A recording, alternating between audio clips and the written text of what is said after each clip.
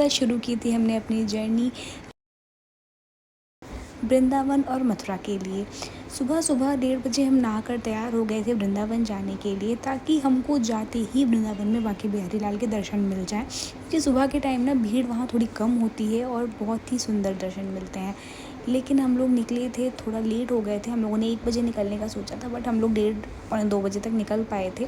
वृंदावन पहुँचने के बाद हमें ऐसा लगा कि रश तो किसी भी टाइम आओ यहाँ पे उतना मिलता ही है, उतनी ही ज़्यादा भीड़ आपको मिलती है, लेकिन एक अपनापन होता है, एक अच्छा सा माहौल मिलता है, एकदम धार्मिक सा माहौल हो जाता है पहुँचते ही। तो हम लोग जब पहुँचे तो हमें मंदिर के काफ़ी पास पार्किंग मिल गई थी, तो हमने गाड़ी वहाँ पर पार्क कर दी थी। उसके बाद हम पैदल ही गए थे मंदिर तक। पहुँचते ही हमने दर्शन किए थे, लेकिन मैं वहाँ कुछ रिकॉर्ड नहीं कर पाई, क्योंकि भीड़ वहाँ पे फिर भी बहुत ज़्यादा हो गई थी। दर्शन करने के बाद सीधे हमने होटल में चेक इन किया और सबसे पहले बच्चों को थोड़ा रेस्ट करने का टाइम दिया। बच्चे रूम में इतना खुश थे, गाड़ी से निकल कर उन्हें थोड़ा खेलने का मौका मिल रहा था।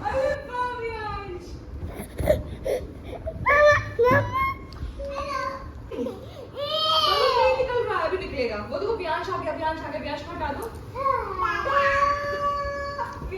रूम में पहुंचने के बाद हमने भी 1.5-2 घंटे की नींद ली थी, क्योंकि हम लोग पूरी रात के जगे हुए थे और इन्होंने गाड़ी ड्राइव की थी, तो ये भी नहीं सो पाए थे, तो वो ज़रूरी था। उसके बाद हमने किया लंच और फिर हम गए निधिवन दर्शन करने के लिए।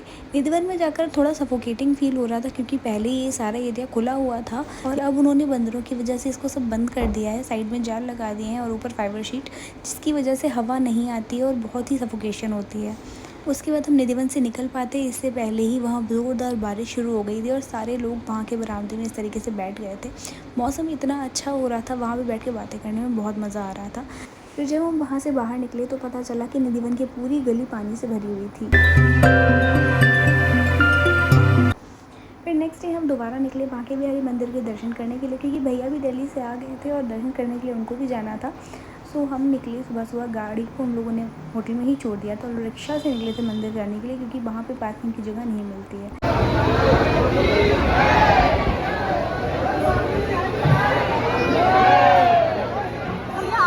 फ़ोटोज़ देखकर ही आप समझ सकते हैं कि कितने प्यारे और कितने पास से दर्शन मिल गए थे हमको बांके बिहारी लाल के। मन में बहुत खुशी थी कि दर्शन तो अच्छे मिले ही, लेकिन ये भी लग रहा था कि शायद माँ आ जाती तो उनको भी अच्छे दर्शन मिल जाते।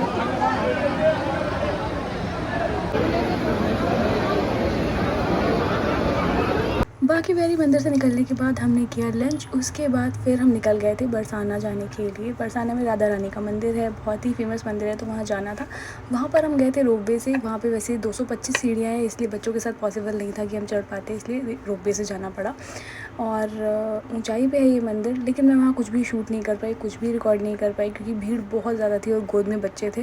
वहाँ भी राधा रानी के बहुत अच्छे दर्शन मिले थे। उसके बाद कृष्ण भैया निकल गए दिल्ली के लिए और हम वापस आ गए अपने घर। आशा करती हूँ आपको मेरा ये ब्लॉग अच्छा लगा होगा और बांके बिहारी लाल के अच्छे से दर्शन हुए होंगे। अगर आपको वीडियो अच्छी लगी हो तो लाइक कीजिए, शेयर कीजिए और सब्सक्राइब कीजिए।